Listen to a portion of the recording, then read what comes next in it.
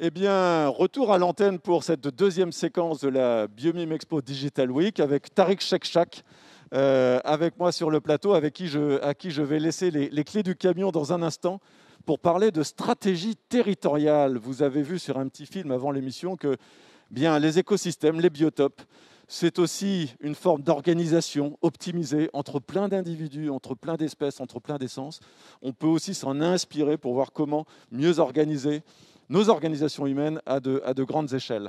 Donc merci, on peut regarder tout de suite le futur plateau que tu vas animer. Merci encore une fois à Tariq, avec des représentants de ces différentes régions et des applications assez étonnantes que vous allez découvrir. Mais on va démarrer avec toi à travers un entretien grand angle pour poser quand même en une dizaine de minutes les grands éléments à bien avoir en tête pour penser bio-inspiration et stratégie territoriale. C'est notre séquence entretien grand angle. Je veux bien la diapo. Voilà, tu as créé ce département biomimétisme au sein de l'Institut des futurs souhaitables. Tu es aussi consultant associé du cabinet de conseil Picaya. Et l'exercice du jour auquel on t'a demandé de te livrer, c'est de nous expliquer, d'une certaine manière, en propos introductifs, comment l'organisation des grands écosystèmes peut nous aider à mieux penser l'organisation de nos propres écosystèmes socio-économiques que sont les territoires. Merci beaucoup Tariq. Je vous laisse en de bonnes mains. À tout à l'heure. Merci Alain, ravi d'être là pour traiter de ce sujet où on prend donc un zoom un peu plus large peut-être qu'habituellement avec le biomimétisme, quoique c'est une dimension tellement importante le territoire et puisque Alain n'est plus autour de la table, je vais me permettre d'enlever mon masque, ça sera peut-être plus simple. Voilà. Effectivement, quand on parle de territoire, c'est un terme polysémique. Il y a des territoires qui sont définis de manière politique. Il y a aussi des territoires qui sont définis de manière géographique par rapport à certaines caractéristiques comme un bassin d'une rivière ou des chaînes de montagnes ou un océan, une mer qui bordent ce territoire. Il y a aussi des territoires qui sont parfois donc, en partage, alors que leur division est avant tout politique, d'écosystèmes, parfois même entre nations, ce qu'on appelle les écosystèmes transfrontaliers. Et on se rend compte en fait que différentes façons de considérer le territoire peuvent aussi conduire à différentes postures. Je suis ingénieur écologue de formation et j'ai eu l'occasion de travailler pendant 13 ans pour l'équipe Cousteau en tant que directeur sciences et environnement. Mon principal travail était d'essayer de concilier protection de biodiversité remarquable dans des zones où il n'y avait pas encore eu trop de développement humain, donc des zones qui sont dans une tension entre le besoin de se développer, comme la côte de la mer Rouge au Soudan, sur 750 km de côte, avec de grands besoins humains fondamentaux sur cette côte qui ne sont pas encore remplis, et en même temps des écosystèmes qui n'ont pas encore été détruits par un mode de développement que Cocteau parfois appelait, enfin en tout cas, il avait une pensée par rapport à certains types de développement, en disant finalement je me demande si ce n'est pas le développement d'une erreur. Comment finalement, à partir de bonnes intentions, répondre aux besoins humains fondamentaux, la plupart du temps au moins, on se retrouve à déstructurer des écosystèmes qui pourtant nous rendent de fiefés services. Gilles Boeuf, juste avant, a parlé de l'importance de la biodiversité. Les océans nous rendent un sacré service en captant une bonne partie du carbone que nous émettons. Ça a une conséquence, l'acidification des océans, ça a une conséquence sur pas mal d'espèces qui vivent dans ces océans, ça a une conséquence par des événements climatiques qu'on appelle de réchauffement et qui conduisent à ce qu'on appelle le blanchiment des coraux, et donc l'effondrement d'écosystèmes qui sont pourtant extrêmement importants pour l'ensemble des humains qui vivent à proximité et même pour l'ensemble de la planète. Et il y a aussi, quand je reprends l'exemple des coraux qui m'avait fasciné au Soudan, on se retrouve dans des endroits où il y a une eau extrêmement claire, quelque part extrêmement pauvre en éléments nutritifs, et pourtant une création de richesse incroyable. Et en fait, on se retrouve finalement avec cette grande question, comment font ces écosystèmes pour créer de la valeur, créer de la richesse, dans des conditions de départ qui sont quand même assez pauvres. C'est pour ça que l'eau est transparente et qu'on aime y plonger d'ailleurs. Eh bien, une partie de la réponse, c'est l'agencement de la diversité. Le fait que ces coraux, qui sont déjà des résultats de symbiose, comme le disait Gilles, l'importance de la coopération dans le vivant est de plus en plus mise en avant par rapport à la compétition. C'est le cas dans les coraux. Et vous avez donc les mucus des coraux qui deviennent nourriture, les déchets de l'un qui deviennent ressources pour l'autre. Et tous ces jeux de la diversité favorisent, expliquent une abondance qui, au départ, n'était pas forcément évidente. On est dans une situation où les territoires tels qu'habités par les humains, conçus, imaginés par les humains, eh bien, on a, pour des tas de raisons qui sont liées à l'histoire des révolutions industrielles, et même avant ça, la création des villes, après le néolithique, une très forte urbanisation. On a en 2018 55% de la population mondiale qui vivait dans les villes, avec un taux finalement d'exode rural vers les villes qui ne cesse d'augmenter. Projection pour 2025, on sera probablement autour de 65%, et dans certains pays, 80% de la population qui vivra dans les villes. Et ce n'est pas anodin cette façon d'occuper le territoire, car ça se fait en détruisant des écosystèmes. L'étalement urbain, que ce soit pour nos infrastructures, que ce soit pour vivre ou pour transporter de l'énergie ou pour la mobilité, se fait en compétition avec d'autres infrastructures qui constituent le capital naturel. Et on se retrouve en fait avec la première cause de disparition massive des espèces, ce qu'on appelle avec un euphémisme l'érosion de la biodiversité. La toute première cause, c'est la modification des habitats naturels. Et on se retrouve donc dans ces façons d'habiter le territoire avec ces grandes questions du moment. Est-il une fatalité que nos créations de valeur construisent des choses intéressantes pour nous humains, mais au prix de la destruction d'autres valeurs qui nous sont pourtant elles aussi indispensables? Des valeurs naturelles, la capacité à faire de la photosynthèse, à fixer du carbone, la capacité à polliniser, ce que certains spécialistes ont appelé les services écosystémiques. Est-ce une fatalité que nos infrastructures, que ce soit pour l'habitat, le transport ou l'énergie, soient forcément à ce prix-là? On le verra avec nos invités qu'il y a un changement de paradigme qui est en cours, qui est extrêmement intéressant à titiller et à essayer d'explorer le potentiel que cela peut donner.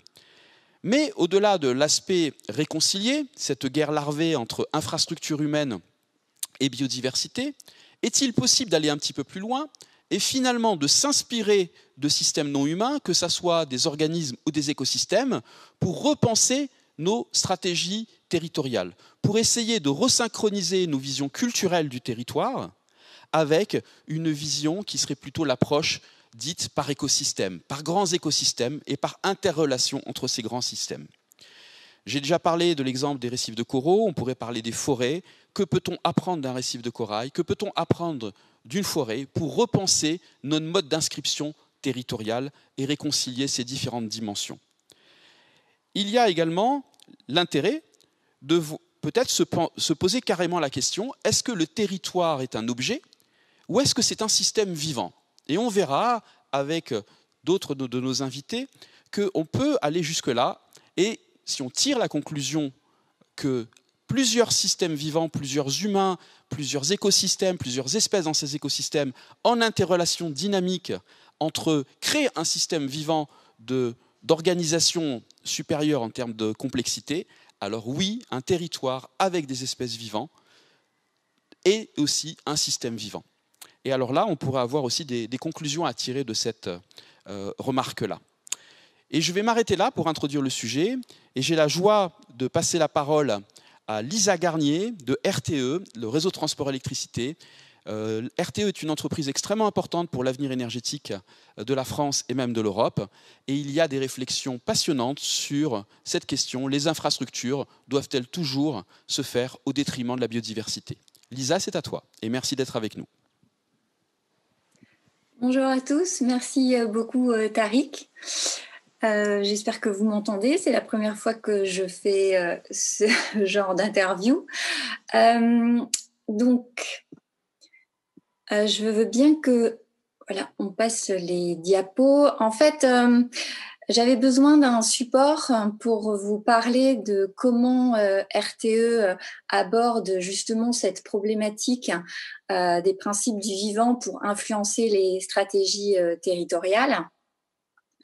C'est à partir d'un projet que je pilote au sein de RTE sur la gestion alternative de la végétation. Donc, en fait, dans les faits, il s'agit sur un territoire donné d'accorder différents acteurs ensemble. Mais pour cela, j'ai besoin en fait de vous expliquer un petit peu comment RTE fonctionne, sinon vous allez pas tout à fait comprendre de quoi il s'agit.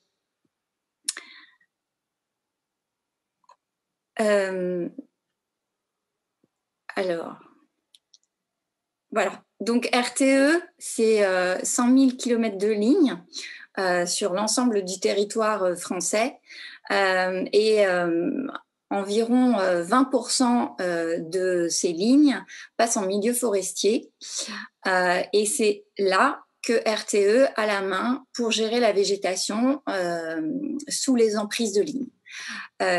Car ce qui importe notamment au réseau de transport électrique, bien sûr, c'est de transporter l'électricité à l'ensemble des clients 24 heures sur 24 et 7 jours sur 7. Donc pour maintenir la sécurité sous les emprises de ligne, il est nécessaire de couper la végétation en milieu forestier, étant donné que les arbres et les lignes électriques, généralement ça colle pas et il peut y avoir des amorçages et des incidents, notamment de forts incendies par exemple, c'est ce qu'il y a eu lieu en Californie. Donc voilà, je passe les diapos. Donc la technique la plus utilisée pour RTE est le girobroyage, c'est-à-dire que on va couper l'ensemble de la végétation sous les emprises de ligne tous les 3 à 5 ans pour s'assurer qu'aucune végétation ne pousse sous les lignes et qu'on puisse maîtriser entièrement la végétation. Donc ça, c'est une méthode industrielle qui fonctionne. Voilà. Donc c'est une technique qui permet d'être vraiment sécurisante, puisque étant donné qu'on coupe régulièrement la végétation, eh bien on sait qu'il ne va pas y avoir d'incident et qu'il ne va pas y avoir d'amorçage. D'un point de vue écologique, ce système fait en sorte que il va y avoir une accumulation des rémanents sur le sol, donc un sol extrêmement riche et donc une végétation qui va pousser de plus en plus vite et notamment par des espèces colonisatrices. Donc en fait c'est un système qui va toujours de plus en plus vite et qu'on ne peut pas arrêter. À partir de 2011, voilà. RTE a travaillé avec Elia et un bureau d'études qui s'appelle désormais EcoFirst pour travailler sur un sujet innovant grâce à un LIFE, donc financé par l'Union européenne, qui était de modifier la pratique et d'expérimenter de nouvelles façons de gérer la végétation en collaboration avec des partenaires locaux et on va dire, en plantant des espèces qui ne poussent pas très vite et qui poussent à des distances convenables vis-à-vis des lignes, et aussi qui étaient plantées alors on voit pas très bien peut-être sur la diapositive, mais plutôt en V, donc c'est-à-dire en lisière, donc qui pousse de plus en plus haute sur les bords, plus on s'éloigne de la ligne, plutôt qu'en U. Et cette expérimentation a permis d'aboutir. Donc là, ce sont quelques exemples. Donc ça va être par exemple du pâturage sous les lignes, ça va être des plantations d'arbres. Donc là, c'était des truffiers. On va aussi créer des habitats naturels qui sont pauvres. Bref, tout un tas de palettes de solutions avec le territoire local. Voilà. Et donc Donc en fait, cette nouvelle façon de faire est en rupture totale avec ce que faisait RTE auparavant. Et donc, quelque part, on peut déjà parler, c'est pas tout à fait du biomimétisme, mais d'une solution globale industrielle, on va passer à des solutions différenciées suivant les régions et suivant les acteurs locaux. Donc en fait, de quoi s'agit-il ? Sur un territoire donné, on va accorder différents acteurs pour, mettre en sécurité les lignes électriques, 2, mettre en place un écosystème durable, que ce soit des lisières étagées par coupe sélective qui vont être gérées par coupe sélective, des prairies, qu'elles soient pour la fauche ou pour être pâturées, ou aussi des milieux naturels pauvres comme les tourbières ou des landes par exemple, qui permettent à la végétation de pousser plus lentement.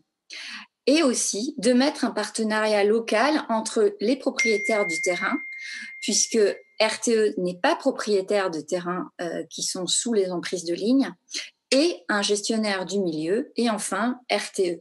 Donc c'est un processus de concertation locale à l'échelle d'une commune ou à l'échelle d'un territoire, puisque dans le parc naturel régional des Ardennes, c'est près de 100 hectares qui vont passer en gestion alternative de la végétation.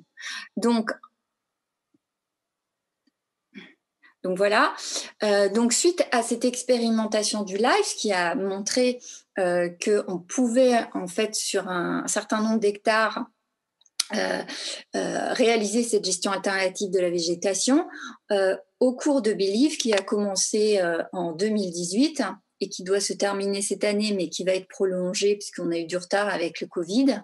L'idée, c'est de pré-industrialiser cette façon de faire sur 200 hectares. Et on a 3 territoires expérimentaux qui ont lieu, un sur le PNR des Ardennes, qui est site pilote pour la biodiversité et qui est cofinancé avec l'ADEME, sur le territoire de l'Ouest et sur le territoire du Sud.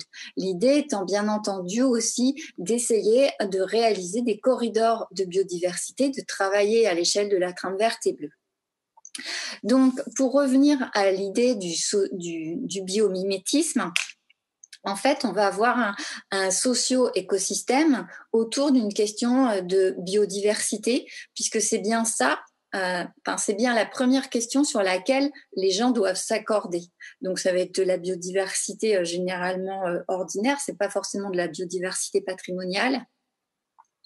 Mais on va essayer de créer des alliances locales entre acteurs pour travailler à partir d'un sujet, la biodiversité, et ce qui va permettre de réaliser une dynamique locale sur les territoires. Alors bien entendu, RTE n'est pas écologue. Donc, RTE s'associe avec des bureaux d'études pour réaliser des diagnostics avant de pouvoir travailler avec les acteurs locaux et pour essayer de trouver, en fonction du type de sol, la meilleure solution pour la biodiversité. Voilà, je crois que j'ai fait le tour, Tariq. Oui, alors évidemment, pour la dernière diapositive, c'était bien pour montrer aussi que Believe est un projet en mode pré-industriel. C'est pour dimensionner un peu les besoins humains et financiers afin d'aider RTE à développer sur l'ensemble du territoire la gestion alternative de la végétation. Donc pour le moment, RTE est en train d'écrire une politique de gestion alternative de la végétation qui sera développée sur l'ensemble du territoire, donc avec des objectifs à atteindre. Donc, on doit atteindre en 2024 2300 hectares en gestion alternative de la végétation. Et on cherche aussi à changer d'échelle et à travailler avec des pays européens. Donc, on va continuer avec Elia, avec le Portugal, la Slovaquie, sur un projet européen qui s'appellera Grid for Life. Et donc, il doit être porté pour l'Union européenne au mois de juin 2021. Donc voilà, Tariq, merci. Merci infiniment, Lisa. J'aurais peut-être encore quelques questions. Déjà, je voudrais excuser Laurent Bilon, qui est navré de ne pas pouvoir être avec nous comme prévu. Alors, Laurent aura peut-être l'occasion de reparler de son projet inspiré des arbres et de la photosynthèse pour la distribution énergétique sur un territoire et le partage de ressources énergétiques. On essaiera de s'organiser avec l'équipe de Biomime Week, peut-être pour faire une petite captation vidéo dans le poursuivre après l'événement, de façon à ce que vous ayez accès à cette information. Laurent, de toute façon, participera à d'autres moments de la Biomime Week. Lisa, j'ai la chance d'accompagner RTE sur des projets de R&D, donc d'exploration biomimétique dans les milieux marins, où finalement, si je ne me trompe pas, on essaye finalement d'explorer comment, dans les milieux marins, on pourrait favoriser aussi par les infrastructures ce qu'on appelle la défragmentation des habitats naturels. Pour ceux qui ne savent pas de quoi il s'agit, effectivement, souvent pour construire nos infrastructures linéaires, nos villes, que ce soit pour la mobilité ou l'énergie, on a isolé des habitats naturels et des espèces ont besoin de pouvoir circuler pour pouvoir finalement déployer leur potentiel écologique sur une certaine zone, sur un certain territoire. Et c'est particulièrement vrai en période de changement climatique où il va y avoir des déplacements d'espèces, certaines très mobiles, comme un chevreuil par exemple, ou un loup, d'autres beaucoup moins quand on pense à des espèces végétales par exemple. Comment, Lisa, intégrez-vous dans RTE cette vision du changement et cette défragmentation des habitats naturels?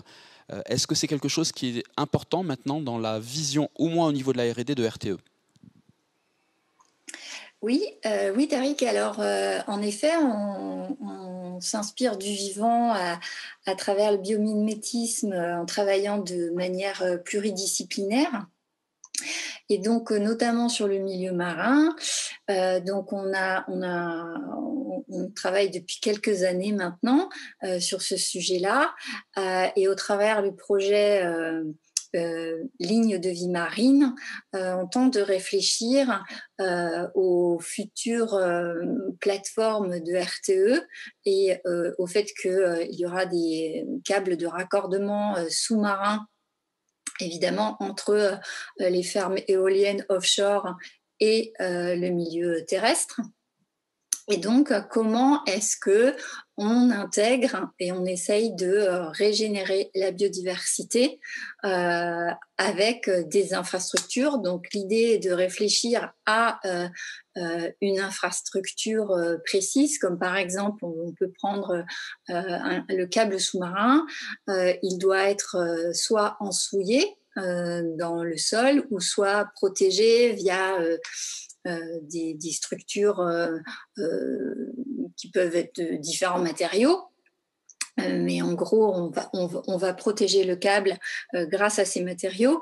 Donc l'idée, c'est de réfléchir bien en amont, à savoir comment est-ce qu'on peut autant protéger le câble et accueillir la biodiversité locale, en sachant qu'en effet, les espèces peuvent migrer et le milieu marin est vraiment extrêmement complexe étant donné le changement climatique, comme tu le disais, puisqu'il y a aussi énormément d'espèces exotiques envahissantes.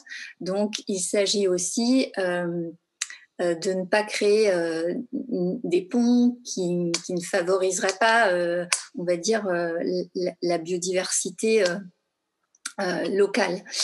Mais voilà, ce sont des réflexions qu'on a en cours, ou aussi sur, par exemple, les protections du câble, puisque un point qui est important, par exemple, pour les câbles, c'est en effet qu'il n'y ait pas de biofouling qui alourdirait les câbles et qui nécessite de les nettoyer. C'est trouver des matériaux qui permettent, par exemple, aux espèces de ne pas s'accrocher, ou alors de s'accrocher, mais qui permettrait au câble une meilleure flottaison. Enfin, on peut imaginer tout un tas de solutions à l'avenir, mais qui doivent être travaillées en amont.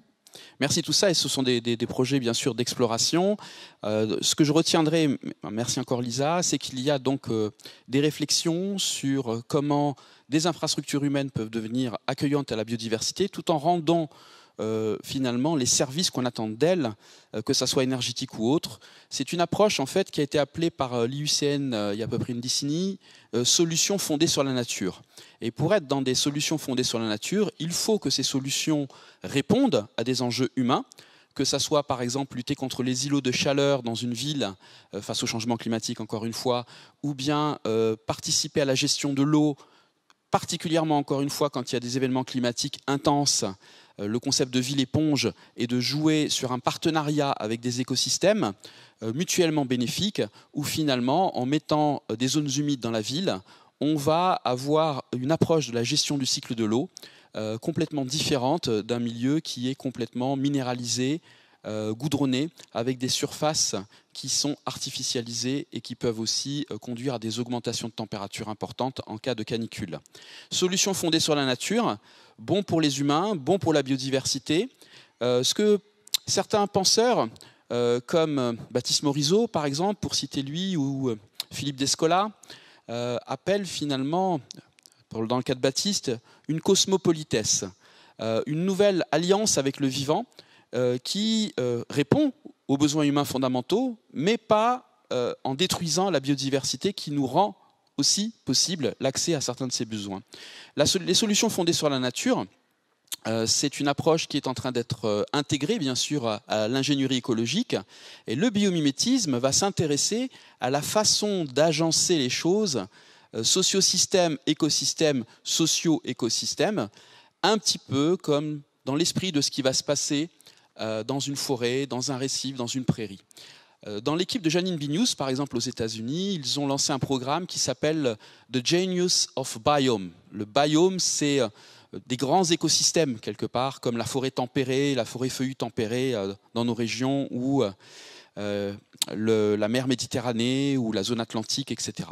Et c'est essayer de voir finalement quels services rendent ces écosystèmes-là, dans ces zones-là, à toutes sortes de niveaux, cycle de l'eau, captation du carbone, intégration de la biodiversité comme source de résilience, de capacité à résister aux changements et éventuellement à se rétablir après des chocs, pour essayer de faire en sorte que les espaces urbains, au minimum, rendent les mêmes services que ceux qu'ils ont détruits en étant établis, les espaces urbanisés ou artificialisés, et encore mieux le fassent par une alliance avec les écosystèmes, donc solutions fondées sur la nature. Tout ça, bien sûr, est en train d'être expérimenté, testé, et là on s'approche un peu plus du biomimétisme proprement dit. Et j'aimerais passer la parole à Olivier Massico de Territory Lab pour nous parler un petit peu des expérimentations en cours. Et finalement, est-ce que quelque part aussi, ce n'est pas avant tout un changement de posture qui est en jeu ici?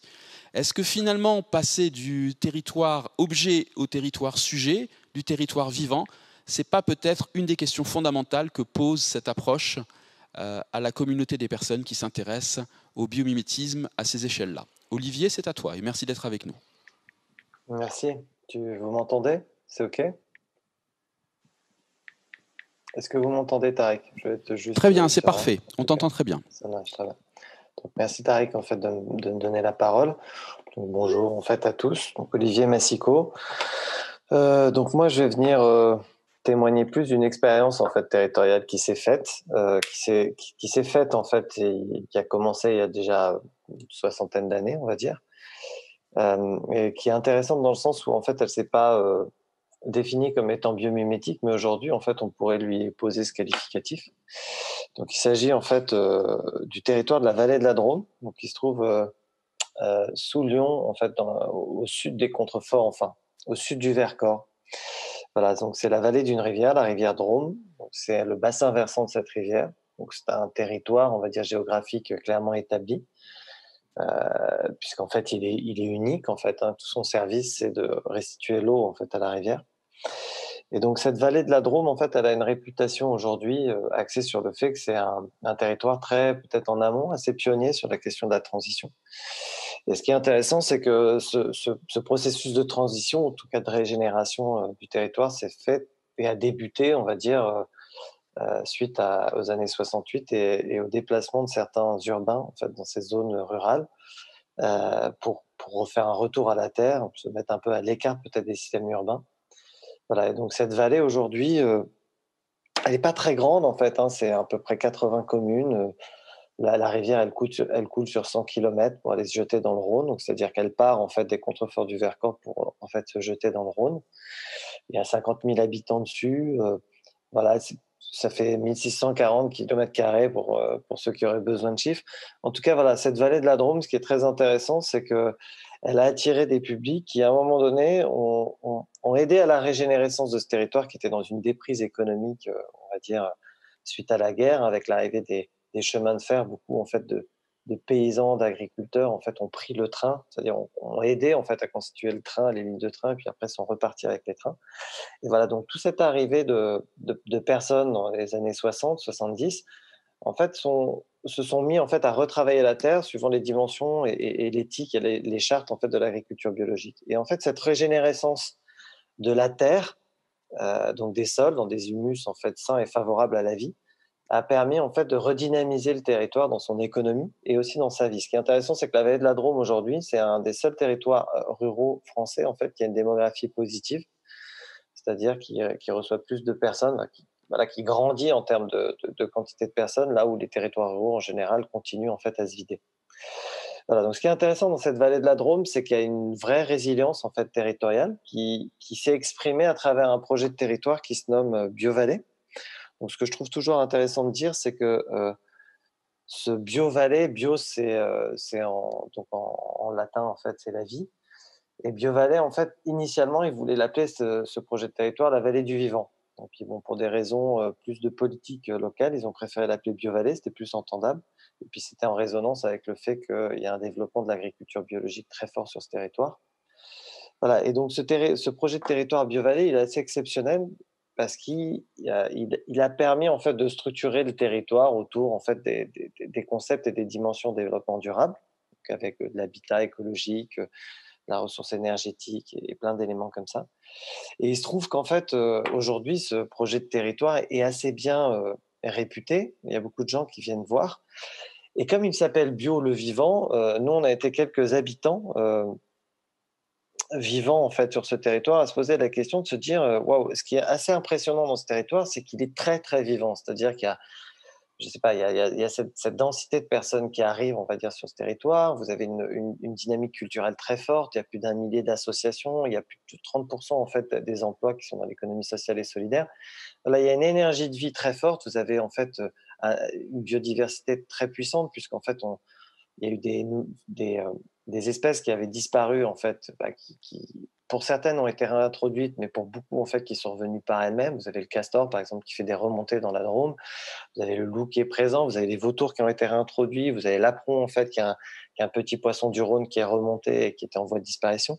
Bref, vous avez que du point de vue, on va dire, écosystème non humain, une vie assez forte avec des forêts en fait très présentes, et de l'autre côté, vous avez un système humain en fait qui est hyper dynamique. Bref, pour en revenir donc à la création d'un projet qui s'appelle Territory Lab, dans lequel participe aussi Tariq.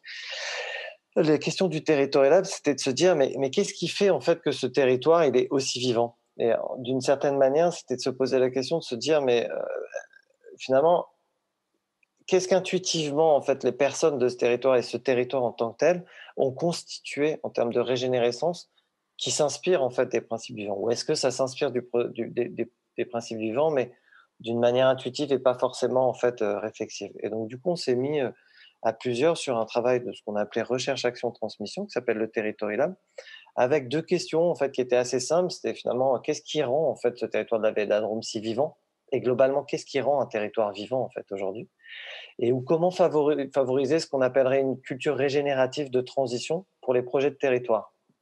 Si vous voulez, on se rend compte de quelque chose qui est assez puissant, c'est que particulièrement avec le Covid, la question en fait du local et de l'échelle territoriale est très puissante en termes en fait de transition, de résilience, puisqu'en fait le territoire, c'est le lieu où on habite, et habitant le territoire, c'est aussi une lieu et une forme d'engagement dans toutes les dimensions en fait d'un individu, aussi bien associatif, professionnel que sur des bases très sur des éléments très basiques, se nourrir, respirer. Donc la qualité du territoire en fait, euh, on va dire, nourrit la qualité de la vie en fait des humains sur ce territoire et nourrit en fait la qualité de la vie des non-humains sur un territoire. Et donc la question, ça a été de se dire, finalement, le territoire, il est avant tout un élément fondamental de notre santé et de la santé en fait en général. Et donc du coup, on est parti sur des hypothèses de travail qui est de dire, en fait, finalement aujourd'hui, le territoire, c'est un ancrage culturel collectif fondamental. C'est là où une part de notre identité s'exprime en tant qu'humain, et c'est sans doute là où en fait on fait le plus liens sociaux en fait dans nos vies.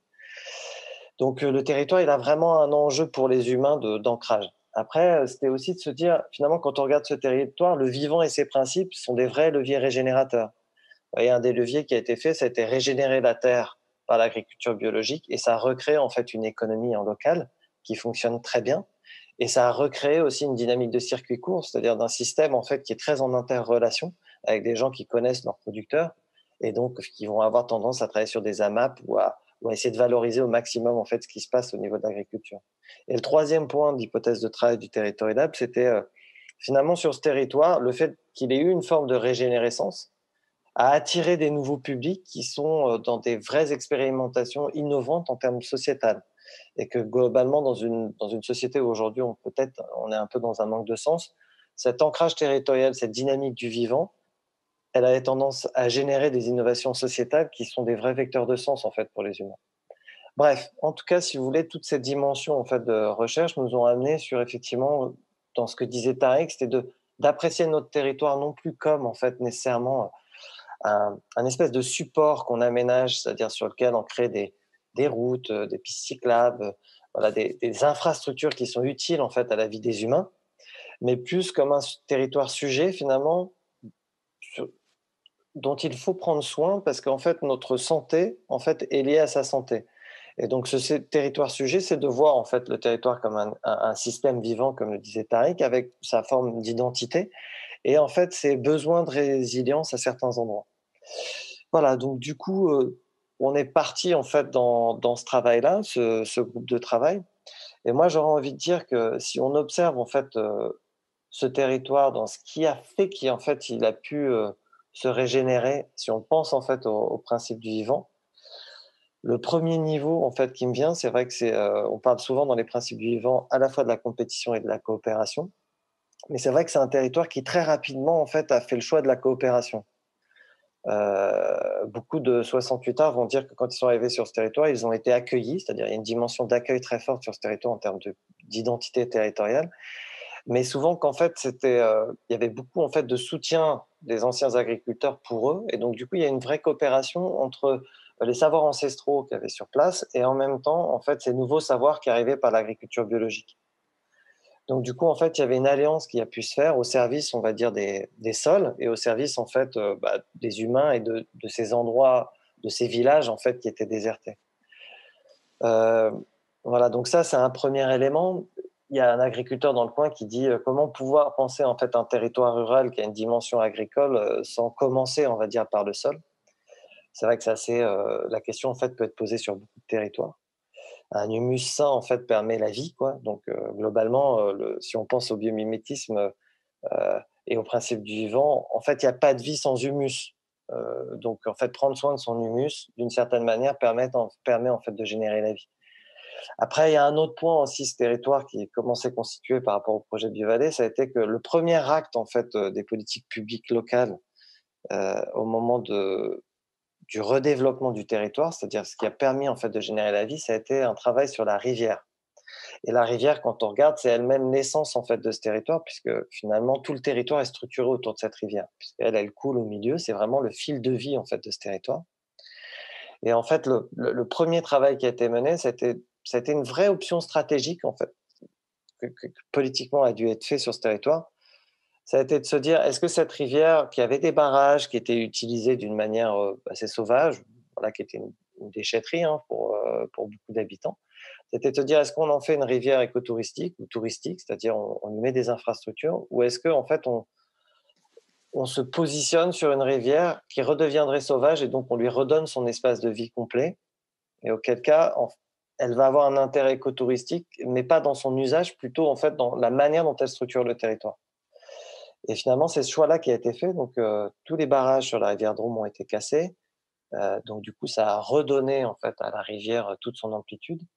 Et il est vrai que quand on regarde les principes du vivant, j'ai pour souvenir qu'on dit souvent qu'en fait le vivant est constitué d'eau. Enfin, voilà, l'eau en fait est le premier solvant du vivant. L'eau en fait est ce qui permet la vie, on va dire globalement, et particulièrement celle des humains.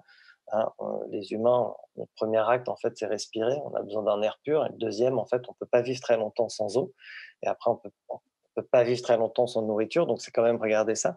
Et finalement, un des grands points de régénérescence, on va dire, de la vallée de la Drôme, ça a été de redonner en fait un espace de vie complètement serein en fait à la rivière.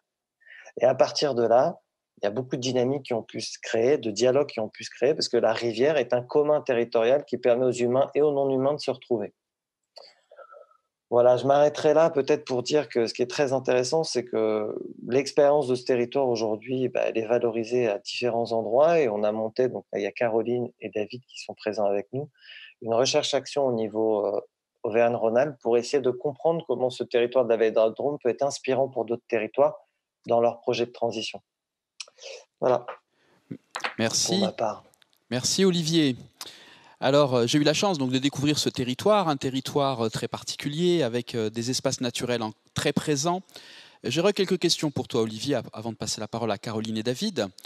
Est-ce que dans le projet BioVallée, finalement, c'était une évidence que les divisions politiques ne prendraient pas le dessus sur les réalités biologiques et écologiques de ce bassin versant de la rivière Drôme? Ou est-ce qu'il y a encore peut-être complications à concilier les deux parfois?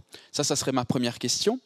Et par ailleurs, quelqu'un sur le territoire de la BioVallée a dit passer du paysage au paysage. Et j'aimerais bien que tu nous dises un petit peu qui est cette personne et ce qu'on entend ce qu'en tout cas elle entend par cela.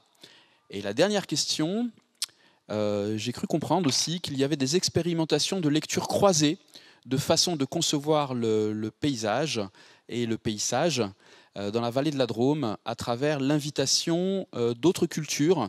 Et là, je reprendrai ce que je voulais citer tout à l'heure de Philippe Descola. Le concept même de nature n'existe pas dans toutes les cultures humaines. C'est assez particulier à certaines cultures, surtout occidentales, puisque quand on pose le mot nature, on pose aussi l'idée qu'il y aurait nous d'un côté et la nature de l'autre. Est-ce une fatalité? Est-ce que cette question du territoire peut aussi réinterroger cette posture? Donc du coup, j'imagine, Tariq, que j'ai 20 minutes en fait pour répondre à tout ça. Tu as 5 minutes, c'est bien, non? Ok. Donc la question du politique. Ce qui est intéressant, c'est qu'en tout cas, la résilience ou la régénérescence du territoire de la vallée de la Drôme, elle s'est constituée à deux endroits. Sur l'arrivée en fait de nouveaux acteurs sur le territoire, donc c'est-à-dire un apport en diversité avec des personnes urbaines qui venaient en fait pour travailler les sols. Donc un apport en diversité qui s'est intéressé en fait au sol. Et globalement, cet apport en diversité aussi a pris des places politiques, on va dire, sur le territoire. Et finalement, ces places politiques qui étaient très axées sur, je ne vais pas rentrer dans ces détails-là, mais ça a été une alliance en fait amont et aval de la rivière, donc une alliance d'hommes politiques qui, à un moment donné, se sont rendus compte que sur le territoire, il y avait une rivière qui était magnifique, ce territoire est très beau, il y a des beaux paysages, mais qu'en fait, elle était non baignable parce que trop polluée. Et donc, ça a été une conscience en fait de l'agriculture biologique en fait avec cette rivière complètement polluée qui, à un moment donné, en fait, a mis des hommes politiques, alors c'était des hommes pour la peine, sur une démarche en fait de coopération et d'alliance. Et ce qui est très intéressant, c'est que c'est finalement en fait la rivière qui est ce lien territorial qui les a obligés en fait à faire alliance. Donc, ce qui est intéressant, c'est que c'est un élément vivant du paysage. Donc, même une rivière, on pourrait la considérer comme un sujet et pas comme un objet. Il y a des expérimentations qui se font actuellement là-dessus, comme sur la Loire. Donc, les auditions du Parlement de la Loire, j'invite en fait les auditeurs en fait à aller voir cette expérience. Mais en tout cas, c'est intéressant de voir que le politique a dû faire alliance, n'a pu faire alliance que par en fait le lien par un élément vivant, on va dire, du territoire, enfin l'élément central même vivant du territoire. Donc ça, je dirais. Après, ça n'a pas été sans heurts. Il y a des enjeux politiques et de personnes en fait qui se sont joués. Donc ça a aussi généré des tensions sur le territoire qui continuent en fait à se vivre. Mais je pense que ces tensions sont là aussi pour permettre en fait à toute la population, tous les acteurs du territoire en fait de se retrouver. Sinon, ça aurait peut-être été parti dans quelque chose de trop biomimétique, trop écologique, et du coup, ça aurait perdu des personnes, on va dire, du territoire. Donc ça, c'est la première réponse. La deuxième, du paysage au paysage. Donc ça, c'est un propos de Thierry Geffray. Donc Thierry Geffray, c'est un des deux hommes politiques cofondateurs du projet BioVallée, et qui plus est, agriculteur bio, néo, en fait, 68 arts. Hop, j'espère que tout le monde a suivi. En tout cas, son propos du paysage au paysage, c'est la même dimension de se dire, aujourd'hui, en fait, on observe un paysage, et souvent, en fait, on l'observe en étant juste observateur, ou voilà, on se sent en dehors du paysage, et en fait, on a une sensibilité à avoir plaisir, en fait, à regarder ce paysage, mais du coup, on est quand même extérieur à. Le paysage, en fait, pour Thierry Geffray, c'est vraiment, en fait, l'homme au sein, en fait, de l'écosystème, et c'est comment, en fait, aussi le territoire nous façonne, c'est-à-dire comment nous sommes nous-mêmes, en fait, nous habitons le territoire, mais nous sommes habités par le territoire. Et le fait de se replacer dans cette dimension-là, ça ne veut pas dire qu'on est juste placé, on a juste placé nos maisons à cet endroit-là. Ça veut dire qu'aussi on a une forme de redevabilité vis-à-vis de notre territoire. C'est-à-dire, c'est comment, en fait, on écoute ce qu'il peut nous dire, en fait, de son besoin d'évolution. Et j'ai envie de dire, c'est comment, en fait, on continue à apprendre par le territoire. Et pour ça, en fait, il faut s'arrêter et accepter, en fait, de le vivre et de se faire traverser par le territoire, d'écouter, en fait, ces messages. Donc, c'est assez onirique, c'est assez romantique, mais c'est assez puissant. C'est même très puissant. Je dirais juste ça, peut-être, Tariq, pour faire rapide. Thierry Geffray, en fait, il a eu des attaques de loups. Et ce qui est très intéressant sur ces attaques de loups, c'est qu'il lui disait, moi, je suis arrivé en tant que paysan, en tant qu'urbain qui est retourné à la terre pour vivre dans la nature. Et il disait, à force de mécaniser, en fait, je suis sorti de la nature. Et le loup, en arrivant, en fait, en revenant, m'a forcé, en fait, à regarder, à vivre, en fait, le paysage, donc à rentrer dans le paysage pour essayer de comprendre comment le loup évolue autour de moi et comment j'allais me relationner avec lui. Donc, il a dit, voilà, le paysage, d'un coup, s'est transformé comme un système apprenant pour ma relation au loup. Voilà, donc ça donnerait ça. Et ça va, j'ai le temps pour la troisième ou j'arrête? Non, non, je t'en prie, mais si tu peux le faire rapidement. Mais je trouve que c'est intéressant de partager cette approche aussi particulière du Territory Lab. Ok. Bon, je fais vite sur la dernière, mais elle est quand même aussi d'une forte profondeur. C'est-à-dire, une des identités fortes du territoire de la vallée de la Drôme, qui est reconnue par beaucoup d'acteurs, c'est qu'en fait, c'est un lieu de croisement, même géologique, historique. En fait, il y a toujours eu des croisements de regards, des regards croisés sur ce territoire. Et c'est vrai qu'il y a une initiative qui a été portée par l'École pratique de la nature et des savoirs et Chen Dukwa, qui sont deux associations, qui a été de faire venir des Kogi. Les Kogi c'est un peuple amérindien, donc on va dire premier de Colombie. Donc c'est vraiment c'est des Incas d'une certaine manière. Et les Kogi, en fait, sont restés assez purs, on va dire, dans leur montagne. Assez, je dis, parce qu'ils sont quand même été acculturés. Et donc, du coup, il y a eu un regard croisé entre des scientifiques et des Kogi chamans qui sont venus dans la vallée de la Drôme pour avoir, en fait, ensemble, ce qu'ils ont appelé, en fait, faire un diagnostic territorial, c'est-à-dire une lecture de la santé du territoire, d'une partie de ce territoire. Et donc, ce qui est très intéressant, c'est que ça a été un regard croisé entre une approche scientifique. Et j'aime bien dire souvent, Tariq, que c'est vrai que moi, la découverte du biomimétisme par toi, ça a été pour moi une approche scientifique de découverte des principes du vivant, c'est-à-dire une vision analytique posée par, en fait, la culture occidentale. Et de l'autre côté, les Kogi, eux, arrivent plutôt avec une approche cosmogonique, on va dire, du vivant, puisqu'en fait, ils vivent au sein de la nature, donc leur relation à la nature est complètement intégrée. Et c'est vrai que le croisement de ces deux regards donne, en fait, des approches des principes du vivant très croisés et où on a des convergences à certains endroits, et c'est assez magnifique. Et je dirais, et je terminerai là-dessus, que le plus gros message, en fait, des chamans Kogi sur la vallée de la Drôme, ça a été de dire, en fait, le premier élément auquel vous devez redonner de la vie, c'est l'eau. Merci Olivier. Très intéressant de peut-être rappeler un petit peu cette approche portée par un ami de l'Institut des Futurs Souhaitables qui est sociologue de l'imaginaire, Michael Dandrieux, et qui dit exactement avec ses mots à lui ce que tu viens de partager avec nous, Olivier, c'est-à-dire qu'en parlant de l'époque, nous vivons l'époque et nous sommes vécus par l'époque. Et moi, j'ai envie, en t'écoutant, peut-être de pousser un peu plus loin en disant peut-être pour le territoire, c'est un peu ça aussi. Nous vivons sur un territoire, mais nous sommes aussi vécus par un territoire d'une certaine façon, quand on prend le temps en tout cas d'y atterrir. Je citais tout à l'heure Philippe Descola sur les façons différentes de concevoir le lien au territoire. C'est ce qui m'avait paru extrêmement intéressant dans cette expérience de rencontre avec les Kogi, où on n'était ni dans le romantisme, ni dans le rejet, mais vraiment dans l'ouverture mutuelle. J'ai eu la chance de participer à une petite restitution de ces plusieurs semaines d'échanges et de partage.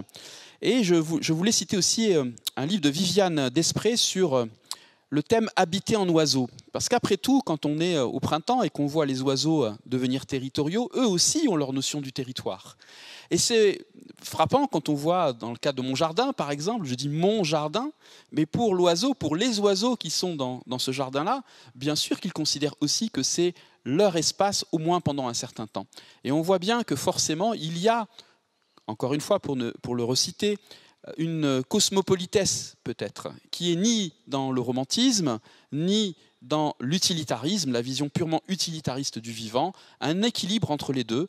Je ressens en tout cas personnellement que cette époque nous appelle à cela, à réinventer une approche systémique, une approche holistique, qui prenne en compte nos besoins humains, mais aussi les besoins des autres espèces avec lesquelles nous partageons nos territoires.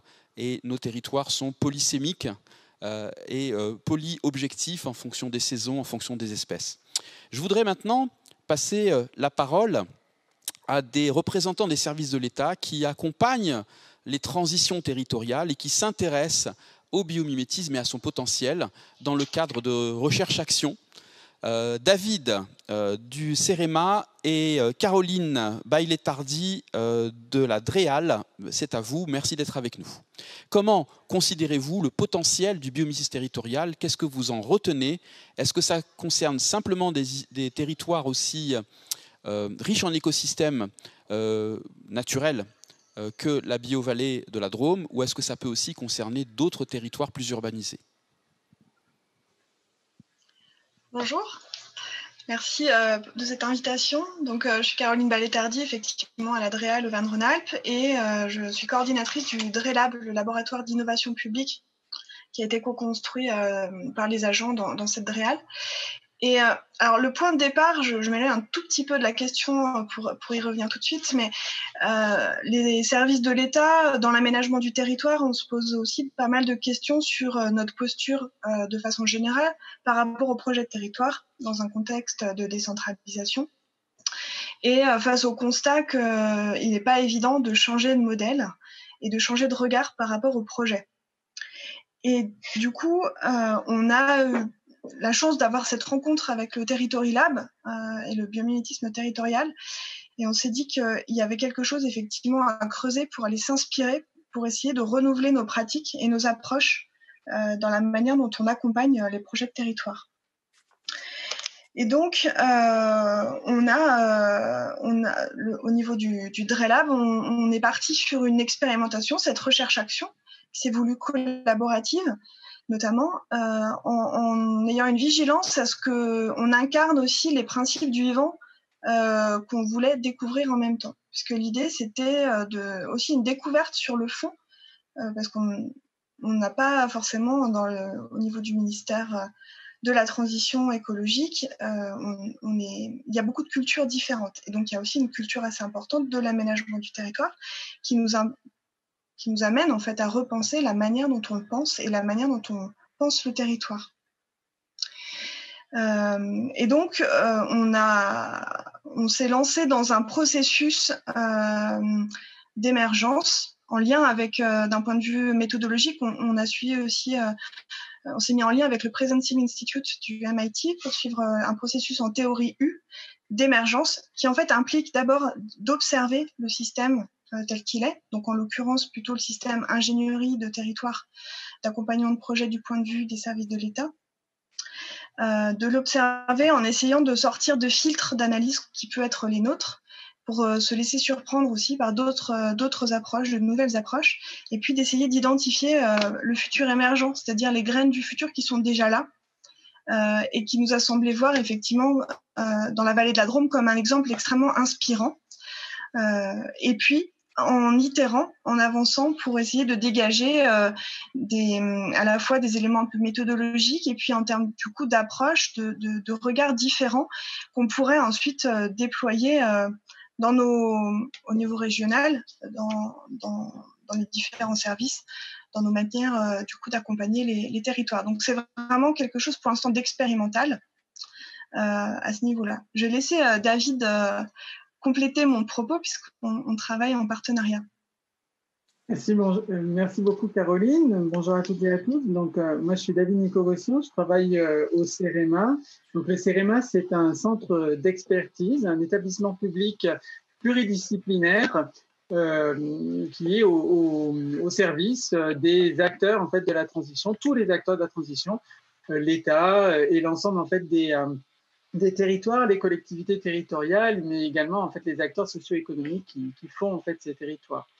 Alors effectivement, pour répondre à cette question en fait, Tariq, l'intuition, c'est de dire en fait le biomimétisme, il concerne en fait l'ensemble en fait des territoires et tous les territoires en fait sont concernés en fait par ces changements de regard, ces changements d'approche pour relever aujourd'hui les questions de transition, les défis auxquels tous les territoires sont confrontés. Comme l'a souligné en fait Caroline, nous dans ce travail en fait de recherche-action, on accompagne en fait sur un volet avant tout technique, méthodologique, pour mettre des outils, pour proposer en fait des outils, des nouvelles approches et pour permettre justement de relever en fait ces objectifs, de réinventer la manière en fait de faire en fait les projets de territoire, les stratégies territoriales. Alors c'est vrai que voilà, aujourd'hui on a déjà certaines approches, notamment autour en fait de la résilience.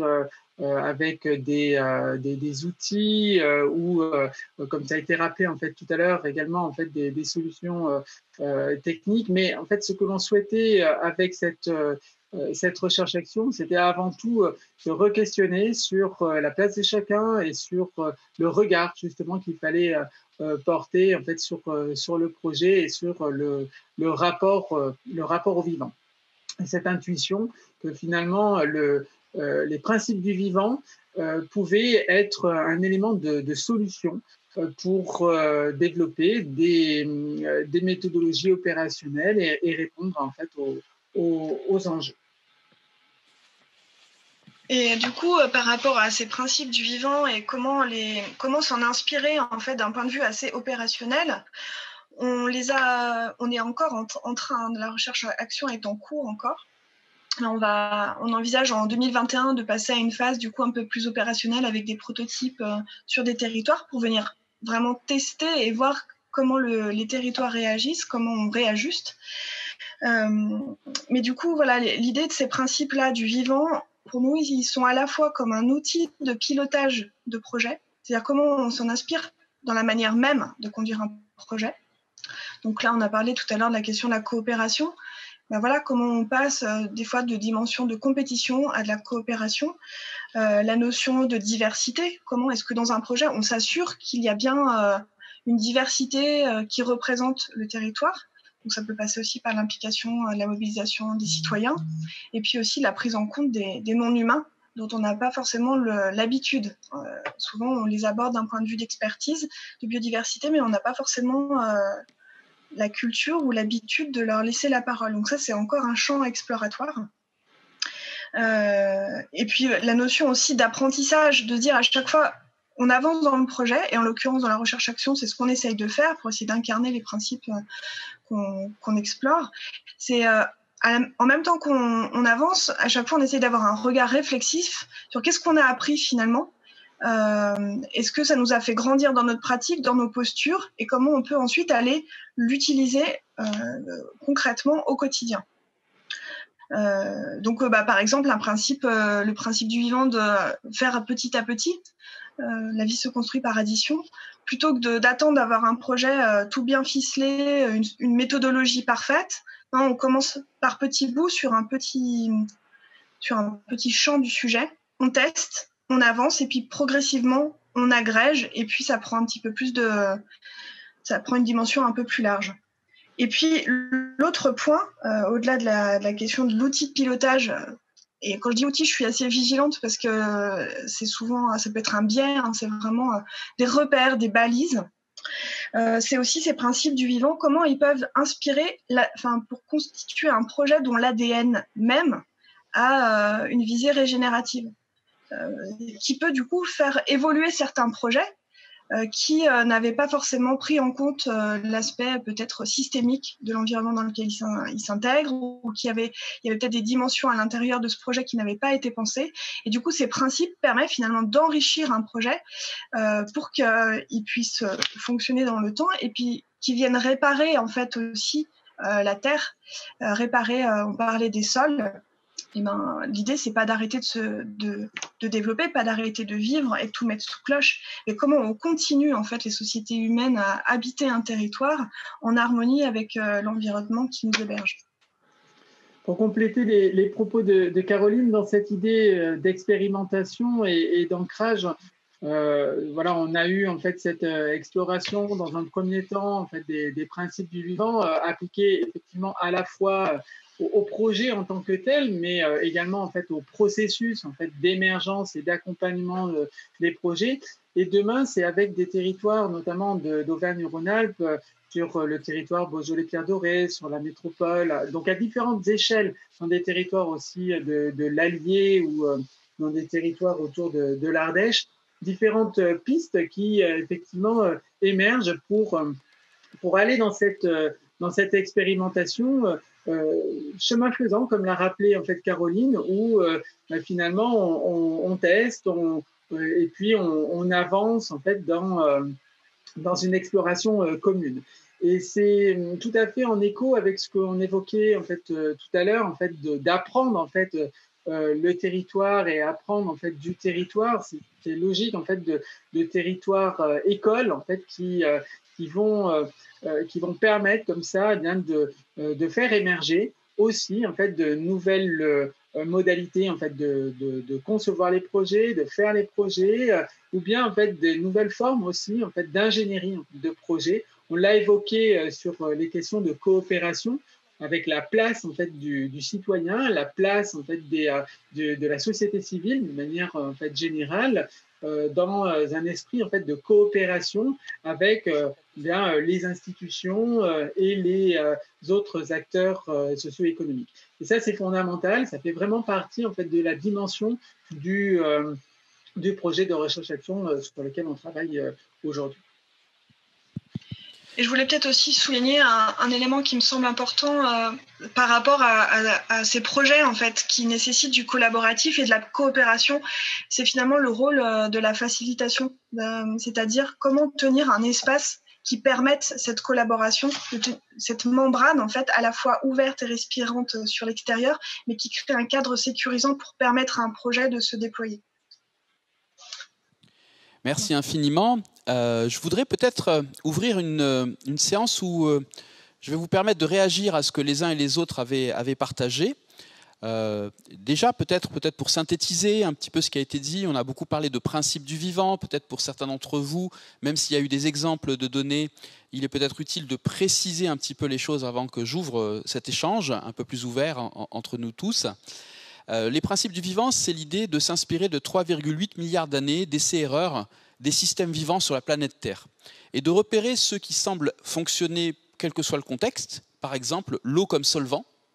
L'eau, l'importance de l'eau rappelée tout à l'heure par Olivier et par les Kogi, c'est aussi ce que la science dit en biologie, sans eau, pas de vie, en tout cas a priori, jusqu'à preuve du contraire.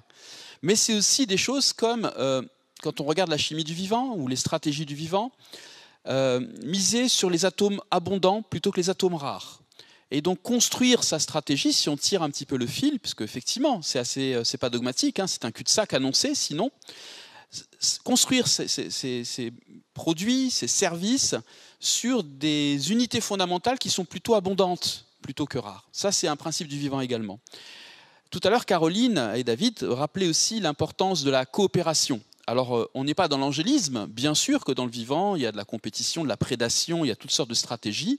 Mais globalement, et ça a été rappelé par Gilles Boeuf tout à l'heure, si on regarde au niveau de la complexité des écosystèmes et même au niveau de notre corps, nous avons plus de bactéries symbiotiques qui nous sont indispensables à la vie, et même de virus, que de cellules de notre propre corps. Même si en nombre, c'est vrai, et en volume, c'est plutôt les cellules de notre corps qui prennent le dessus. Mais au niveau des écosystèmes, on voit qu'on a un cadre collaboratif qui explique bien plus la performance qu'on va observer dans une forêt ou dans un récif que les dynamiques de compétition, de prédation qui existent aussi par ailleurs. Donc là aussi, finalement, en principe du vivant, comment je peux favoriser des approches coopératives, particulièrement quand il y a un manque de ressources. Parce que contrairement à une intuition qu'on pourrait avoir, où on est plus compétitif quand il y a moins de ressources, sans qu'on parle d'éthique, on se rend compte que si vous mettez par exemple des amibes charmants unicellulaires dans une boîte riche en ressources, elles vont être en compétition les unes avec les autres. Dès que les ressources vont s'appauvrir, elles vont créer des colonies coopératives parce qu'on paye la compétition par beaucoup d'énergie à être en compétition. Et donc voilà, ce sont des principes de ce genre qu'on appelle de manière peut-être un peu cryptique pour vous au début, j'espère que c'est plus clair maintenant, les principes du vivant. Je veux bien qu'on me remette la mosaïque des participants à côté de moi et que ça soit Lisa par rapport à RTE et aux objectifs de RTE, Olivier, Territory Lab, David et Caroline. Qu'est-ce que vous aimeriez dire pour rebondir sur ce que les uns et les autres ont partagé? Est-ce que vous avez des questions mutuellement pour les uns ou les autres? Je peux prendre la parole? Bien sûr. Je rebondis sur ce que vient de dire David et Caroline. C'est intéressant parce qu'en fait, lorsqu'on a lancé Believe, donc au départ, c'était aussi un projet qui est parti en petits pas. On n'a pas pré-organisé une pré-industrialisation en fait de notre démarche et chaque région s'est organisée d'elle-même. Donc c'est finalement on a laissé faire l'auto-organisation de chaque région. Donc on est une entreprise industrielle qui organise beaucoup, mais finalement les régions, comme c'était de la R&D, ont décidé de leur propre organisation et finalement le projet il est devenu expérimental et très riche de retours d'expérience parce que à l'ouest voilà, il y a eu une personne qui a été dédiée sur le projet et puis dans le sud-est ils se sont répartis la tâche en sous-régions. Et dans le PNR des Ardennes, c'était encore autre chose puisque RTE accompagne le projet, mais c'est le parc naturel régional des Ardennes qui le pilote. Et donc en fait, on a appris chemin faisant et c'est ça aussi, je trouve, qui est très riche parce que le retour d'expérience devient vivant parce que il est aussi varié. Voilà. C'est un premier témoignage. Merci Lisa. Peut-être pour alimenter en fait le témoignage de Lisa et pour témoigner à mon tour, je dirais que en fait, pour un institut, enfin pour un centre d'expertise en fait comme le CEREMA, c'est vrai que c'est assez compliqué en fait de se positionner en fait sur des sujets en fait comme celui que l'on évoque où on dit effectivement que les choses en fait se construisent en fait chemin faisant. On est un petit peu presque en contradiction avec les logiques habituelles en fait qu'on peut avoir en fait du milieu en fait de l'ingénierie où effectivement les choses sont habituellement calculées, cadrées, maîtrisées. Bien là, c'est tout le contraire. On va au contraire essayer en fait de mettre en place en fait des contextes favorables à d'autres regards, d'autres disciplines et d'autres approches renouvelées. Et donc c'est une vraie difficulté, mais je pense que c'est une difficulté pour l'ensemble en fait des acteurs en fait des territoires aujourd'hui que d'accepter cette idée en fait de sortir en fait de ses propres certitudes et des certitudes dont on a l'habitude quand on travaille, quand on est technicien, quand on est scientifique et autres, et d'aller en fait vers plutôt des questionnements qui vont être plutôt des questionnements avec d'autres disciplines, d'autres approches qui peuvent même aller, et les questions en fait de Tariq tout à l'heure à Olivier sur la nature, amènent justement peut-être à avoir en fait des interrogations, des interpellations d'un ordre plus presque philosophique. Voilà, donc c'est tout un apprentissage en fait collectif dont voilà, on fait aujourd'hui, je crois, la preuve ensemble. Merci David. J'ai l'impression qu'on a un constat partagé qui nous y pousse et nous y aide.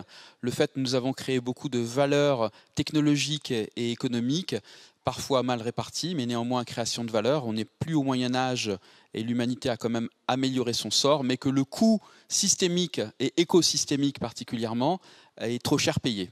Donc finalement, les circonstances nous poussent à faire ce travail également de posture et de philosophie. Et je vois que Olivier, je ne sais pas si je me suis trompé. Si, ouais, je veux bien réagir, ouais. Mais je ne veux pas te couper non plus, c'est OK. Non, je trouve que quand j'entends tout ça, que ce soit RTE ou par connaissance de ce qui se passe en fait sur Oral avec Caroline en fait, et David, je trouve en fait que un des grands enjeux en fait liés au vivant et peut-être dans les apprentissages du vivant, c'est les interrelations, les interactions. C'est-à-dire le vivant en fait ne peut pas se passer d'interaction. Or nous, c'est vrai que ce qu'on peut voir là, c'est que dans les projets qui ont été partagés, finalement ces formes d'innovation liées au vivant en fait reviennent d'un échange en fait entre les humains et donc d'une interaction plus qualitative des humains. Et je trouve qu'en fait elle est d'autant puissante cette interaction qu'aujourd'hui, vu les circonstances, on est obligé en fait de se repositionner sur quelque chose qui est de l'ordre du commun. Et je pense que le territoire, finalement, est le premier niveau de commun, ou un des niveaux de commun les plus ancrés, les plus puissants, en fait, qu'on ait. Moi, je travaille dans des organisations, donc mon métier, c'est consultant sur les dynamiques collaboratives, on va dire, dans les organisations. On se rend bien compte que quand on cherche à faire travailler des gens en collaboration, en coopération dans une organisation, l'ancrage, ou en tout cas le lien à l'organisation peut être puissant, mais souvent pas aussi puissant qu'en fait sur un enjeu territorial. Voilà, donc je trouve que l'interrelation, en fait, c'est quelque chose de fondamental quand on parle des principes vivants du biomimétisme, parce que la nature, en fait, n'est que structurée par interaction, mais qu'aujourd'hui, en fait, travailler ce lien autour de commun, en fait, donne une puissance très forte. Après, il y a un autre point, j'irai très vite, que je trouve intéressant, c'est que si on part du principe qu'un territoire, c'est un organisme vivant, c'est-à-dire c'est un sujet, c'est une personne morale, on le personnifie, c'est pas on l'humanise, on le personnifie, c'est-à-dire on lui donne une présence et on peut dialoguer en fait avec lui. Ça nous force aussi à réfléchir à la singularité du territoire. Thierry Geffray, dont je parlais tout à l'heure, il parle souvent du territoire comme un espace singulier en fait et universel. C'est-à-dire que sur un territoire se joue l'ensemble de vie qui se passe en fait dans le monde entier. Donc il y a forcément une résonance entre ce qui se passe dans un territoire même très local et rural en fait avec l'ensemble du monde. Et donc du coup les actions que vous pouvez amener sur un territoire sont des actions qui vont se répercuter quoi qu'il arrive, on va dire de manière universelle. Voilà, donc je trouve que cette question d'identité elle est intéressante parce que souvent quand on commence à toucher à l'identité d'un territoire, du coup on arrive à mettre en dialogue des personnes. Et ça m'amène au troisième point, c'est que je trouve, moi, tout ça, cette question du biomimétisme territorial, et ça reprend ce que dit David, touche fondamentalement, en fait, à notre rapport au vivant. Moi, je trouve intéressant que dans le développement durable, on a toujours dit qu'il faut remettre l'homme au centre. Waouh. Moi, j'ai l'impression que l'homme, il est au centre, en fait, depuis que l'ère industrielle, que le capitalisme existe, d'une certaine manière, et que peut-être le territoire permet, en fait, de ramener, en fait, le vivant au centre. Et donc, du coup, de rentrer dans une nouvelle relation liée au vivant. Donc, le vivant qu'il y a chez les autres humains, donc de s'ouvrir un peu à d'autres humains, et le vivant, en fait, vers les non-humains, puisque souvent, on les oublie souvent. Dans un système de gouvernance territoriale, en fait, le non-humain n'a pas sa place. Et je trouve qu'en fait, réfléchir comme ça ouvre des univers oniriques, poétiques, qui sont aussi philosophiques, qui sont aussi spirituels, et qui sont assez beaux à vivre, parce que du coup, ça peut réenchanter des choses, je veux dire. Merci Olivier. Si je peux me permettre quelques réactions à ce que vous venez de partager. il y a effectivement une alliance quelque part qui est en train d'être appelée. C'est un signal faible. L'Institut du futur souhaitable, on travaille un peu dans la prospective des souhaitables. Il ne s'agit pas d'imaginer ce que sera le futur, mais de repérer ces signaux qui nous disent quelque chose de l'époque et dans un prisme de lecture qui est futur souhaitable. Alors quand on a dit ça, futur souhaitable, ça veut dire quoi? Dans le cas du biomimétisme, tel que nous le portons, tous les acteurs, je suis certain, de la Biomime Week partagent cette posture-là, mais c'est mieux quand on le dit. C'est la rencontre entre la biologie et les humanités, et l'humanisme même, je dirais. Donc, il ne s'agit pas, encore une fois, d'être romantique, mais de bien prendre en compte, même si le romantisme a son rôle à jouer, ce n'est pas quelque chose du tout de négatif, dans mon esprit en tout cas, certainement pas, mais néanmoins, s'assurer qu'on est dans une relation qui équilibre finalement les besoins humains, les aspects culturels, les dynamiques qui sont aussi des changements culturels avec les dynamiques biologiques. Sommes-nous la seule espèce à avoir des dynamiques culturelles? Certainement pas. Darwin lui-même l'avait laissé entendre. Différence de degré peut-être, mais certainement pas une différence de nature, contrairement à ce qu'on a pu croire suite, entre autres, à la révolution de Descartes, qui a apporté des tas de choses à la science, mais avec quelques effets secondaires sur la vision de la nature non humaine, comme la nature objet, la nature mécanique, que l'on finirait par comprendre et par expliquer. C'était juste une question de temps et de profondeur scientifique. Alors, il y a quand même une question importante. C'est vrai qu'un des principes du vivant que tu mentionnais tout à l'heure, Caroline, c'est que la vie construit par addition. Quand on pense aux cellules qui forment les tissus, qui forment les organes, qui forment les individus, qui eux-mêmes forment des écosystèmes avec d'autres espèces, qui forment des biomes et la biosphère, néanmoins, il y a des programmes qui sont mis en route. L'arbre doit devenir arbre, avec des tas de variations possibles, mais néanmoins, dans une espèce, ça sera un arbre d'une certaine forme, ou un récif de corail d'une certaine forme. Alors, comment assurer finalement ce principe du vivant de l'addition successive, commencer petit et construire de la complexité, avec une vision intégrée qui nous oriente à différents niveaux d'échelle, du très local au régional, au national, à l'international, dans des niveaux de cohérence qui évitent la déstructuration, donc la mort d'une certaine façon. Car le vivant a besoin de cohérence. Si une cellule va dans une direction contradictoire avec sa voisine, ça ne va pas durer longtemps. Alors voilà, c'est une question que je pose au panel. Comment assurer ces niveaux de cohérence à différentes échelles, tout en favorisant ce que l'on a partagé pendant cette table ronde aujourd'hui? Une nouvelle interrogation du lien au vivant, une nouvelle posture. Parce que c'est une question qui reste large et qui mérite encore, à mon avis, beaucoup de débats, parce que si on avait la réponse toute faite, on serait peut-être un peu moins en galère. Mais là, j'aurais envie de répondre en fait par rapport à l'intention. C'est-à-dire que si on arrive en fait à avoir un espace dans lequel on peut partager l'intention, c'est-à-dire où on veut aller l'étoile, quoi, quelle est notre étoile, quel est notre cap, alors peut-être ce sera plus facile de se mettre en cohérence les uns avec les autres, tout en gardant, effectivement, j'aimais bien l'idée de l'auto-organisation que nous présentait Lisa Garnier à RTE, c'est-à-dire qu'on fixe un cap et puis après, finalement, on laisse l'intelligence faire en fonction des spécificités de la singularité du territoire. Donc pour moi, ça c'est un élément important par rapport à ce cap. Et puis, je voulais ajouter, alors c'est peut-être en lien avec cette histoire d'intention, et pour moi c'est aussi comme ça que je vois en fait ces principes du vivant appliqués au territoire dans ce contexte complètement incertain. Et là, je veux dire, la crise du coronavirus, nous l'a mis sous le nez si on ne voulait pas le voir. Comment on navigue en fait dans cette incertitude, et donc d'avoir des repères et des balises pour nous aider en fait à arriver à accepter, à lâcher prise, pour pouvoir s'adapter. C'est à mon avis aussi un élément important, mais qui nécessite un changement de culture assez radical. Et là, pour moi, le débat reste entier de comment à la fois on l'accompagne, de comment il se cristallise au fur et à mesure, parce que je pense qu'on est dans une phase d'émergence par rapport à ça. J'ai l'impression... Oui. Ouais, pardon. Non, à moins qu'il y ait quelqu'un qui veuille parler. Vas-y Olivier, je t'en prie. Vas-y Lisa, après j'irai. Merci Olivier. En fait, je voulais revenir un peu sur cette idée de coopération et de cercle vertueux à différentes échelles, parce que C'est vrai que là, j'interviens aussi au niveau de RTE, mais j'ai aussi écrit un livre qui s'appelle Psychologie positive et écologie, et qui étudiait nos relations émotionnelles à la nature. Et là, quand on a pu discuter, en effet, autour de la rivière, du vivant, qui est en fait notre point de départ et qui est notre intention, c'est une intention très... alors, ça va être en effet pour nous et pour la biodiversité, finalement. C'est vraiment un système d'interaction. Et les études de psychologie montrent que ce qui permet aux êtres vivants d'être le plus heureux, c'est bien nos interactions et de savoir gérer nos interactions.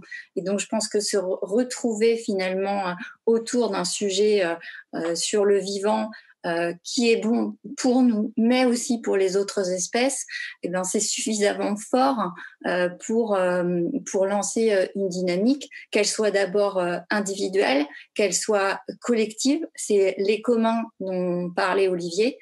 Et puis ensuite, probablement qu'elle agit entre collectifs, c'est-à-dire que à partir du moment où un collectif montre un exemple, ces exemples-là vont pouvoir se reproduire à différentes échelles. Et alors, les études scientifiques ne le montrent pas parce que c'est extrêmement difficile à montrer, mais en attendant, je suis persuadée que ce cercle vertueux a des effets notables. Voilà, c'était un peu ça que je voulais dire par rapport à ta question, Tarek. Merci Lisa. Et avant de te repasser la parole, Olivier, peut-être un petit commentaire sur ce que Caroline et Lisa ont partagé. Ce que j'entends aussi dans cette idée de cohérence à différentes échelles, c'est effectivement, dans une espèce culturelle, à dimension culturelle comme la nôtre, se donner le temps de synchroniser nos énergies dans un cap, en tout cas partagé. Et donc ça rejoint, je pense, la question de la concertation, de la démocratie participative sur les projets territoriaux, de façon à aussi les intégrer dans des visions nationales et internationales de nos futurs souhaitables. Il y avait une question, et je pense qu'Olivier, puisque tu demandais la parole, tu es particulièrement concerné par cette question, peut-être aussi Caroline et David. Y a-t-il eu une étude d'impact du projet BioVallée sur l'évolution de la structure économique et aussi le métabolisme du territoire, l'analyse des flux? Est-ce qu'on a une idée de ce qui se passe dans la BioVallée à ce niveau-là? Alors, sur l'analyse des flux, en fait, il y a une étude là qui a été menée en fait par, je ne vais pas vous dire de bêtises, là, je vais bientôt la voir. C'est pas l'INRA. Enfin, bref, en tout cas, cette étude, c'était justement en fait pour comprendre finalement la richesse qui avait été créée par le projet BioVallée. Et donc, du coup, dans la notion des flux, en fait, vient en fait cette question-là. Après, moi, la question des flux, on peut la travailler en fait à un autre endroit. C'est tous les flux qui traversent en fait un territoire. Et c'est vrai que là, moi, ça serait long en fait à expliquer, mais il y a des choses en fait qui ont progressé sur le territoire clairement, avec certains flux comme l'énergie en fait qui commence à un peu plus s'autonomiser, mais où il y a d'autres flux type l'économie circulaire ou autres qui sont juste en train d'émerger. Voilà, mais ce serait un peu compliqué. Par contre, en fait, j'ai envie de dire sur l'économie, il est évident que, et ça a été étudié, mais pas encore beaucoup, mais quand même pas mal, c'est que là, il y a une vraie régénérescence économique, on va dire, du territoire. C'est-à-dire qu'aujourd'hui, le territoire il est en train de se repeupler par des gens qui viennent parce qu'ils connaissent le projet BioVallée. Et ces gens qui viennent, en fait, sont plutôt des urbains, et ces urbains arrivent souvent avec une économie qui est externe, en fait, au territoire. Donc, c'est super intéressant parce que leur économie est souvent une économie de distance, c'est-à-dire qu'ils travaillent à Paris, ils remontent un peu et autres, ou à Lyon et autres, et du coup, ils rapportent l'économie de l'urbain dans le rural. Donc, en fait, ils redynamisent en fait l'économie locale avec de l'argent en fait qui vient de la ville. Bref, donc du coup, il y a un mouvement économique qui est assez intéressant, mais il n'empêche que le territoire de la Drôme reste en fait un territoire qui a 11 ou 12% de chômage. Donc, presque aujourd'hui, en fait, on est dans les chiffres nationaux, mais en tout cas, c'était un territoire qui était un peu au-dessus en termes de chômage de ce qui se fait en France, enfin, en tout cas, au niveau national. Donc, du coup, il faut voir qu'en fait, il y a une dichotomie entre tous les néos, en fait tous ceux qui arrivent et puis peut-être les locaux, les natifs en fait, qui sont sur des économies moins liées en fait à la ville et qui sont parfois plus dans des difficultés. Et ça, c'est un vrai problème culturel en fait actuellement du territoire. Et juste, je voulais répondre à ta question d'avant et je fais vite, Tariq, c'était le côté, en mon sens en fait, quand je suis arrivé sur ce territoire, j'ai eu des échanges, j'ai commencé à travailler en fait avec des agriculteurs et tous les agriculteurs me disaient pour comprendre ton territoire, pour qu'il te parle en fait, pour être en relation avec lui, il te faut un minima 10 ans. Avant ça, en fait, tu testes, essaies. Et je pense que pour le changement d'échelle, il y a un peu ça. C'est-à-dire, je pense que fondamentalement, le vivant, il nous envoie un message qui est qu'on accepte de prendre le temps. Et je pense que pour une société capitaliste hyper boostée, qui est constamment dans l'urgence, en fait, cette notion de reprendre le temps ou d'accepter en fait le temps des choses, c'est accepter de faire confiance. Et ça, je pense que c'est un principe de la vie. Et c'est pas quelque chose de facile, on va dire, pour nous. Et c'est peut-être un des plus gros apprentissages qu'on a à avoir du vivant, de se dire que l'urgence, en fait, elle est peut-être pas si forte que ça. Merci à tous d'avoir participé, à toutes, à cet échange riche. On aurait envie de poursuivre des journées entières et on aura l'occasion dans d'autres contextes. Merci à Biomime Week de nous avoir accueillis. Peut-être rapidement, pour répondre à une dernière question, les rapports du biomimétisme avec l'économie circulaire ou la bioéconomie. Je vais rappeler peut-être 3 grandes façons de faire du biomimétisme, 3 grandes portes. Je m'inspire du résultat de l'évolution, pourquoi cet arbre a cette forme, et en quoi je pourrais m'en inspirer, par exemple, pour la distribution énergétique sur un territoire, en comprenant le rapport entre les feuilles, les différentes branches, etc., les racines. Et ça, c'est du biomimétisme de la forme, plutôt, qui touche à la stratégie. Le côté algorithmique, les processus évolutifs, la façon dont vont fonctionner les systèmes vivants à différents niveaux de complexité, les algorithmes génétiques, les vols en essaim, etc. Et puis une 3e porte qui est les principes du vivant, apprendre de finalement 3,8 milliards d'années d'essais-erreurs, quelles sont les règles de copartage de notre système planétaire qui semblent émerger de cette complexité. Et la bioéconomie, l'économie circulaire touchent, à mon sens, plutôt à cette direction-là. Et bien sûr, ce n'est pas forcément appelé biomimétisme, mais qu'importe le vin pourvu qu'on ait l'ivresse, qu'importe l'outil pourvu que le but soit bien la resynchronisation de l'humanité dans la toile de la vie et avec les flux du vivant. Merci Alain de nous avoir accueillis et puis bonne Biomime Week. Merci beaucoup Tariq. Apprendre de nos essais-erreurs, on vient d'en faire l'expérience sur ces 3 premières heures de la Biomime Expo Digital Week. Désolé pour ces petits bugs de connexion, tout est rétabli. Voilà, on apprend en avançant, c'est aussi un des grands principes de la vie, encore une fois avec nos excuses. C'était très important cette séquence parce que c'est peut-être une dimension du biomimétisme à laquelle on ne pense pas forcément spontanément. Je retiens quand même le mot interaction, grand principe de la vie, et on peut l'appliquer à la gestion d'un territoire. Diversité, richesse de biodiversité et interaction. Et plus on est riche de vie, et plus ces vies sont interconnectées, plus on est capable de provoquer de la résilience, y compris dans nos organisations socio-économiques et culturelles à l'échelon d'un territoire. On en reparlera tout à l'heure avec certains territoires, mais d'une autre manière, à travers la façon que la région Nouvelle-Aquitaine ou la région Sud ou la région Île-de-France pensent à l'animation des acteurs de la biodiversité au sein de leur territoire. Mais en revanche, en matière directe d'interaction et de vie, ça sera à 14h30. On va parler d'agriculture et de permaculture avec un très très joli panel. Et juste avant, à 14h05, on va voir sur les grands enjeux énergétiques et écologiques. On va voir avec l'ADEME, en entretien entre Arnaud Leroy, président de l'ADEME, et Kalina Raskin, directrice générale du CBIOS, comment le biomimétisme peut aussi inspirer des grandes stratégies nationales pilotées par l'ADEME. Merci beaucoup pour cette première matinée. On se retrouve à 14h pour continuer cet après-midi. Merci beaucoup.